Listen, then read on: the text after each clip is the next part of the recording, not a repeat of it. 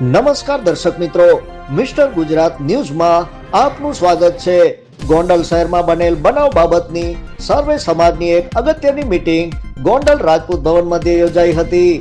13 વર્ષીય ક્ષત્રિય બાળક સાથે જાતીય સતામણી કરી તેની સાથે ગેરવર્તન તેમજ મારપીટ કરી દારૂ પીવડાવો, સફેદ પાવડર જેવો કોઈ નશો બળજબરીપૂર્વક કરવો તેમજ શરીરના ગુપ્ત અંગે નુકસાન પહોંચાડવું, ઘર સુધી પીછો કરવો આવા બદ ઇરાદાપૂર્વક અત્યાચાર કરવામાં આવેલ, જેના સીસીટીવી કેમેરા પણ જોવા મળ્યા હતા।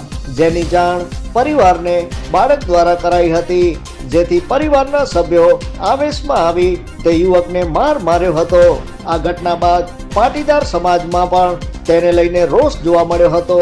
પાટીદાર સમાજના સામાજિક તેમજ રાજકીય આગેવાનોએ આ બનાવને લઈને અલગ અલગ પ્રતિક્રિયા આપી હતી, પરંતુ ગોંડલ સર્વે સમાજની મીટિંગ બોલાવાઈ હતી, જેમાં જણાવ્યું હતું કે જ્યારે સમગ્ર મુદ્દે ફરિયાદ થઈ હોવા છતાં અમુક લોકો જે મુદ્દાને જાતિવાદનો મુદ્દો બનાવી બંને સમાજ વચ્ચે ખોટા વૈમનસ્ય ઊભું કરવામાં આવે છે, તેવા લોકોને લોકો સારી રીતે ઓળખે છે, તેમજ આવા લોકો સામે કાયદાકીય કાર્યવાહી કરવામાં આવે તેમજ દોષીને સજા થાય તે માટે ક્ષત્રિય અગ્રણીઓએ લોકો સમક્ષ, તંત્ર સમક્ષ વાત રજૂ કરી હતી, તેમજ બંને સમાજો વચ્ચે શાંતિ બની રહે તે માટે બંને સમાજે વિચારવું જોઈએ તેમજ કાયદાને તેનું કામ કરવા દેવું જોઈએ તેવું સર્વે સમાજની મળેલી મીટિંગમાં લોકોએ જણાવ્યું હતું। Report by Kuldeepsinh Jadeja.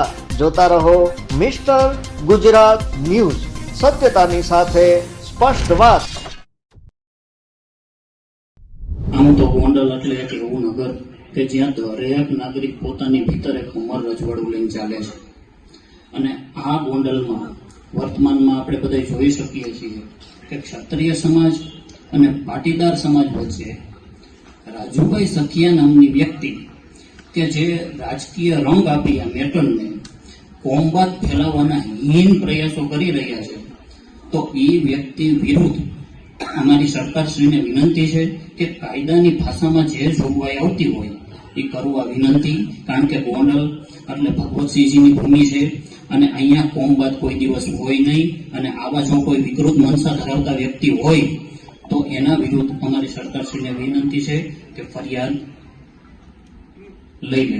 અને બીજું એક કે રાજુભાઈને ઠંડા કલેજે જવાબ આપવાનો છે શિષ્ટ ભાષામાં, રાજુભાઈને વ્યક્તિગત કે રાજુભાઈ એમ કહેતા હતા મીટિંગમાં, બીજા યુવાનોને કાનમાં શંકા કુશંકાના એવા ઝેર રેડતા હતા કે નાગડકા હું રહું છું, કોઈ આવીને બતાવે તો રાજુભાઈને કહેવાનું કે ભાઈ ધારાસભ્યના પરિવાર વતી હું કહું છું એમ કહેવાનું કે રાજુભાઈ નાગડકા ખાલી નહીં, તમે જે કોઈ રસ્તો કહેતા હોય ને એ રસ્તે અમે આવવા તૈયાર છીએ, તમે આવા કોમવાદ ન ફેલાવો। અને ગોંડલ એટલે ભગવતસિંહજીની ભૂમિ છે, ભા કુંભાજીની ભૂમિ છે, અને ભા કુંભાજી સમયથી ગોંડલ અને ગોંડલમાં પટેલ સમાજ અને ક્ષત્રિય સમાજને એકબીજાને પોખવાના સંબંધો રહ્યા છે, માવતર બનાવવાના। એટલે તમે રાજુભાઈ આ વાદ્યો શાંતિ દોહડવાના પ્રયાસ ના કરો એવી મારી વિનંતી છે। જય ભારત। નિયંત્રિત કરવા માટે એટલે આપણે બધા મેં પહેલા પણ કીધું એ પ્રમાણે અને અગાઉ જે વક્તાઓ વાત કરી એ પ્રમાણે ક્યાંય પણ વર્ગ વિગ્રહ ન થાય અથવા તો કોઈને જે કરવું છે એમાં ક્યાંય કોઈ સફળ ન થાય એ માટે આપણે શિસ્તબદ્ધ રીતે વ્યક્તિગત ટિપ્પણીઓથી બચવું, એ પણ એક અહીંથી તમામની નમ્ર અપીલ છે કે વ્યક્તિગત ટિપ્પણીઓથી આપણે બચશું। અને આપણે જે કરવું છે સ્વાભાવિક છે કે ઘણી વખતે કોઈના દીકરા માટે, દીકરા ઉપર આવું બની જતું હોય તો સ્વાભાવિક રીતે ક્યાંક ઉતાવળ થઈ જતી હોય છે, પણ એ પિતા તરીકે તો ઉતાવળ થઈ ગઈ છે, પણ અત્યારે કદાચ માહોલ જોઈએ છે તો ઘણી વખતે અન્ય વ્યક્તિ દ્વારા પણ ઘણી બધી ઉતાવળ થઈ ગઈ છે, એ આપ બધા સમજો છો। એટલે એ એમનું કામ કરશે, આપણે આપણું કામ કરશું। એટલે માત્ર ને માત્ર રાજપૂત સમાજ અહીંયા ભેગો થયો છે ને એવો કોઈ મેસેજ ન જવો જોઈએ। અત્યારે કોણ છે તો કે સર્વ સમાજ, આ બધા મેસેજ વાંચ્યો હશે। એટલે ફરીથી આ બધાને નમ્ર વિનંતી કે આ કદાચ સ્વાભાવિક છે સોશિયલ મીડિયાનો જમાનો છે તો ક્યાંય એમાં માત્ર રાજપૂત સમાજ શબ્દ નહીં વાપરીએ, આપણે શબ્દ કયો વાપરશું? સર્વ સમાજ। સર્વ સમાજની આજની બેઠકમાં જે આપણે બધાએ વાત કરી અને આ બધાએ સાંભળ્યું એ પ્રમાણે અહીંથી આપણે શિસ્તબદ્ધ રીતે મામલતદાર ઓફિસે આપણે આવેદન દેવા માટે આપ જશું. ફરીથી આપ સૌ સર્વ સમાજ જે ગોંડલની શાંતિ છે તેના ભાગરૂપે અને ગોંડલની લાગણીને માન આપીને આ બધા પધાર્યા છો, ત્યારે રાજપૂત સમાજની ચારે સંસ્થાઓ વતી આપ સૌનો ખૂબ ખૂબ આભાર માનું છું.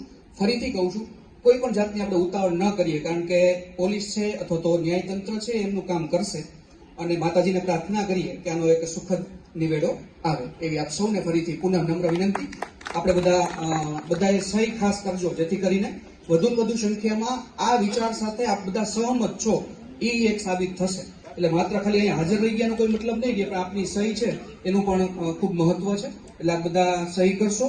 આ આવેદનની પાછળ આપણે બધા જે સહીઓ કરી હશે એ આપણે એટેચ કરી દઈશું, અને ત્યારબાદ આપણે ત્યાં આવેદન માટે આપશું. ફરીથી પુનઃ આપ બધાનો ખૂબ ખૂબ આભાર. Thank you.